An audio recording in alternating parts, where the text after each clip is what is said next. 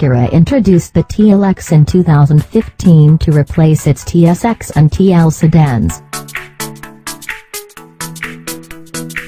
aiming to combine the appeal of both of those cars with a single model. Since then, we've found the TLX exhibits an agreeable demeanor. It's not particularly exciting, but it doesn't have any huge drawbacks either. This year's 2018 TLX is a little more dynamic. Though it's the same sedan under the skin, it continues to be based on the Honda Accord. Acura has freshened the TLX's styling to bring the sedan up to date with the company's current design themes. Changes elsewhere are relatively modest.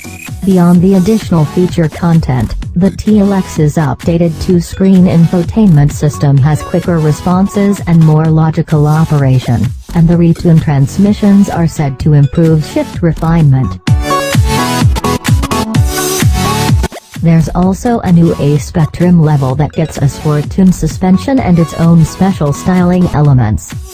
Overall, though, the TLX is much like it has been. It's a smart choice if you want a lot of value from your luxury sedan, but probably not the best if performance is a priority. Most obvious change to the 2018 Acura TLX is the sedan's facelifted front end. More advanced driver safety aids are now standard across the board, the infotainment interface has been revised for quicker responses, and both transmissions have been retuned.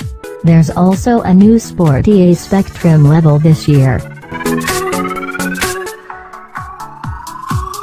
You might be tempted by the A-Spec for 2018. This entry-level premium sedan is most compelling in its lower-priced trim levels.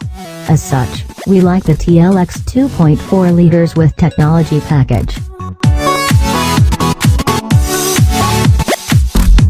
It enhances the TLX's value and feels lighter and more maneuverable than the more powerful V6 version when driving around turns. The four-cylinder TLX also has a more cooperative transmission than the V6 model.